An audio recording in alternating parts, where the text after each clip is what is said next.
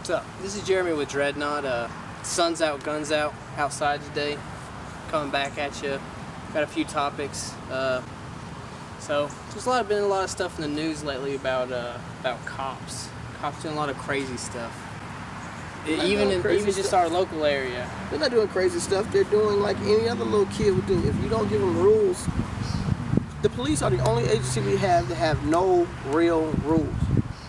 They make them up as they go, and we let them go as long as you keep the middle class and lower away from the people with the money.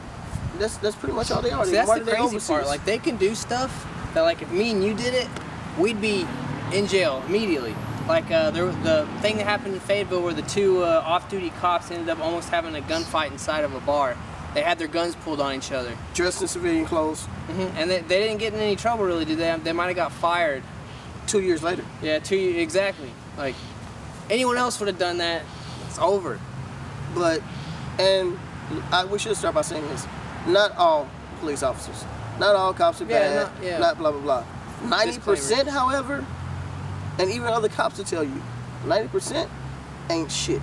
Not all cops are bad. Cops, you know, like anybody. Like, I don't believe in generalizing any group, but for the most part, and it's not their fault because you have newer cops coming in, but you have the same old ones there that are corrupting them when they get in. Showing them the ropes, and they're basically showing them how you can get away with stuff. Everybody's gotten a job where there's one guy who will teach you the book and teach you how to do it, and there's one guy that will teach you every shortcut, skimmy way to get through, and it's the worst thing ever. Teach you how to cut hours, all that shit. But it's got him through for the past 20 years. Exactly. You know, and they pat him on the back. He's the best worker because he's learned to shit on everybody else. So, and then you also, but see, by going the other way and saying all cops are bad, you also have that fester. Yeah, you can never really say like all of something is horrible, because there's always going to be something good you can get out of it. What I'm saying is you have that fester, because then you get people that are legitimately scared. They're cops, but they're really legitimately scared, thinking all of society is against them. But dude, they make it so hard. Like, what's that story out of Fort Smith where the cop held a gun to his a drunk cop held a gun to his stepson's face? And I know we brought up this statistic before. For domestic battery and alcohol-related incidents, police officers are, I think, number one. Occupational-wise. Yeah. But anyway, officer, he was 40-something. His stepson. And the mother's not shit, by the way. I'm throwing her in there too, because she tried to protect the father. If you pull a gun on my kid, fuck you. Fuck you and your whole family. But she tried to defend it.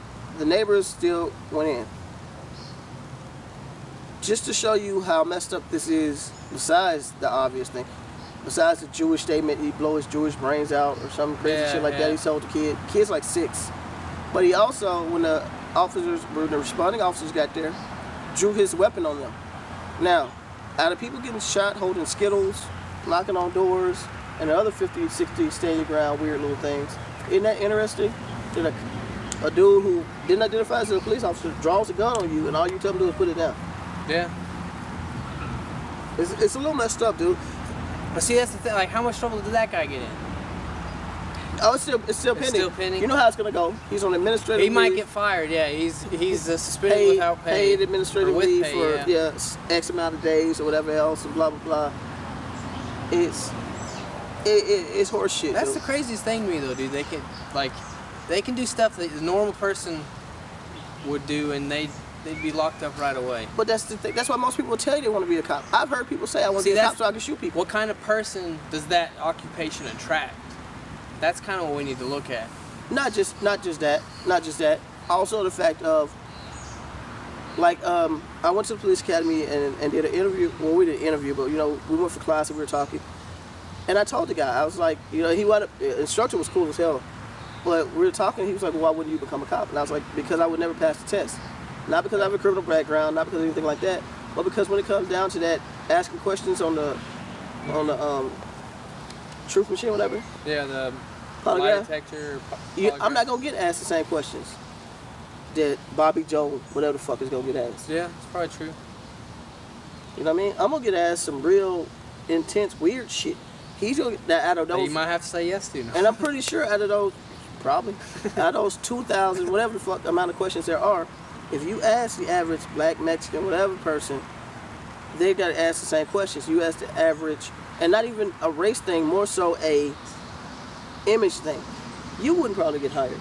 Your mind is too broad. But if they know you from around it, they know your father, blah, blah, blah.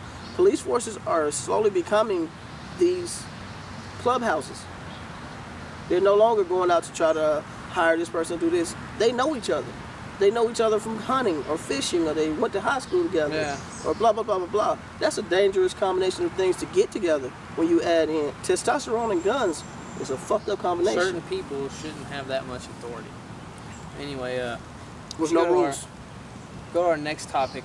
Arkansas, speaking of that, is trying to pass a stand your ground law, right? Which goes right back into how in the hell do you pull a gun on cops and have a conversation? Yeah. So do you think, do they work with the guy? Is that what, like, is that what I don't think so. I don't think so, because you got to think about it. Would they have had their, you know, I mean, would they have asked any questions if they had worked with the guy? Would they have interviewed the neighbors first, or would they have went straight in and then interviewed the neighbors later? Yeah. So, I mean, it's a slippery slope.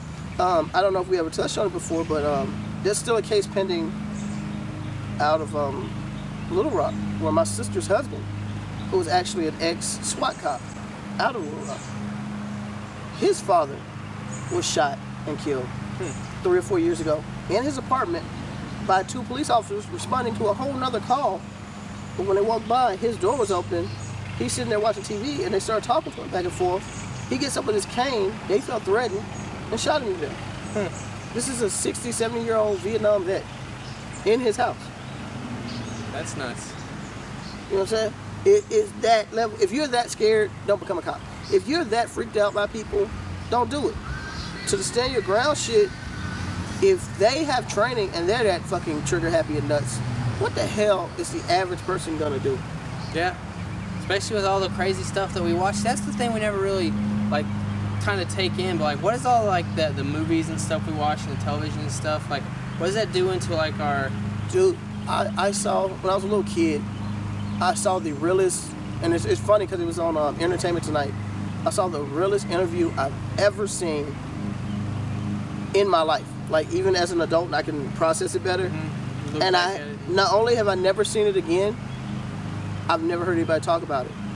And the interview was about, it was weird because it was a frilly interview. It really wasn't about anything, but it was, and especially in the context of today. I'm gonna say it was about, let's say, 1990, something like that. Maybe before, maybe after. The interview was about Hollywood and movies, and who was gonna be the next generation of bad guys. The Cold War had ended. And so you couldn't have Russians as the bad guys anymore in the movies, because if you think about it, 80s movies. Yeah, and those are big enemies. We gotta Chuck make them Norris, look bad. it would either be Chuck Norris kicking the shit out of the whole Asian country, or Rambo attacking Russians or somebody like. Okay, so the Russians were over. Chinese and everything, and Japanese were not, right. Germans, that had been a long time ago. So they were like, and they even named them off. They were like Muslims, Cambodia, and some other place are going to be the new villains in Hollywood movies. Who the villains are we see on TV have a lot to do with how we treat bad guys people. in real life. The reason why most people, it is not, for as much as I hate to say this, God, I hate to say this, it's not always just that person being racist that makes a white person look at a black person like a criminal. And it's not like either one of their behavior. It's seeing the way someone's dressed on TV who just snatched a purse or shot somebody, and then seeing somebody dressed like that in real life, and us making that connection, yeah, without really knowing the person, without really knowing the situation. That's where a lot of things come from. And I think that that's a messed up thing, because people profit from that. And a lot of things we talk about have to do with what people profit from. Yeah, profit. If you control profit, you can control a lot. You knew about the other stand ground issue that had happened, though, just to kind of with the tenants. Talking about where the guy shot the 2 sleeping. Yeah. And he shot them how many times? I don't even recall. But it was multiple times. I think one of them lived, but one of them died. But they were asleep in his, and they were high on. You know, I made a point to say they were high on meth, or they. I didn't think you could sleep high on meth. Maybe he did us a service too. Maybe he just wanted to shoot some motherfuckers. It's probably more likely what it was. And I mean, I can get you being so mad you want to shoot somebody, but that's why we have laws, and so you can't be so mad you can just go shoot. Yeah, they messed up. They shouldn't be high in your whatever. You don't have to kill them for it. You know? And what kind of, like you said about the cops, what kind of person are you that you can do that and then argue it, and it's like it's a normal day? Yeah, and then not even bat an eyebrow. You know what I mean? What kind of psychotic person are you that you can shoot two people and be like, oh, well, they were staying in my house? I kind of feel bad. Maybe I should have thought it. See, there's probably signs though. Like, if you ask his friends, like, if he had any friends even. But that's what happened with the Michael Dunn dude or whatever out of Florida.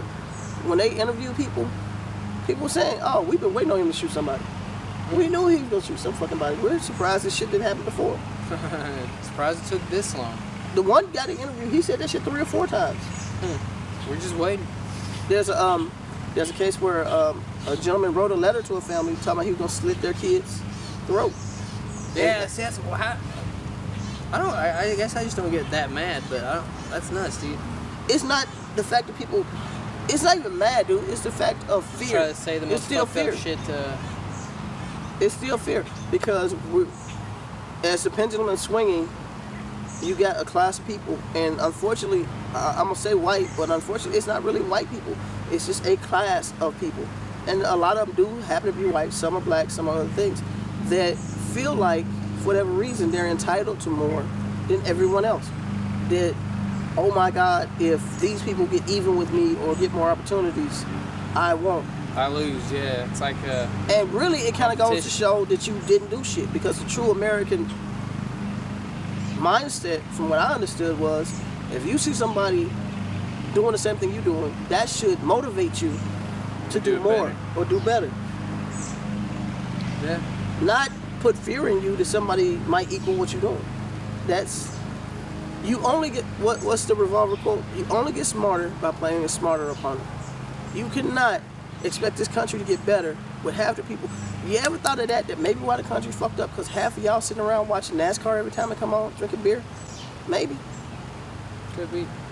I'm just saying that you're more interested in your next pack of cigarettes or what the Kardashians are doing or blah, blah, blah, than where your money's gonna come from. I'm not gonna call him back. I know a person right now who is technically homeless. I've offered them 2 different jobs. They've quoted health problems or not just want to do it or whatever for them. They don't have 2 dimes to roll together right now, but they would rather sit around and wait for somebody to give them something than work towards it. And I'm not saying that to be funny, because the person actually has some things going for them that they fucked off. They've done everything you could do to fuck off anything that could come for them. Mm-hmm. See, anyone that come from a poorer background would love to have that opportunity. Exactly. Do so much with it. Exactly. But someone like that would just squander it. They appreciate it. Mm-hmm. The best gift you could ever have is not having anything. The best gift you can give your kids is letting them know that you love them, but not give them everything they want. You learn to appreciate things more. You love your first car more because you bought it than if you had gotten a fucking Porsche. Unless my first car was a Porsche that I paid for. Yeah, then we wouldn't be having this conversation, because one of us would be behind bars. True. And oddly enough, it would still probably wind up being me. But but no, you know, it's crazy how we presume things. You were talking about it earlier. People are also so hypocritical about stuff, even just with, well, we go into politics a lot, but on your Facebook page it happens all the time. People will be for something one time, and then when it's when it suits them, when it suits them, then they just switch it around. But that's just the way that goes. I mean, that's kind of what I was just touching on. That's the new America. It's, oh my God, my freedoms are like the sagging situation. Oh my God, I can't believe the government is taking my health care out of my hands, and this and this and this. Oh my God, black people are sagging. We need a law against it. How else are we gonna put them in cages? Exactly. You know what I'm saying? And that's what it goes down to. It goes down to people.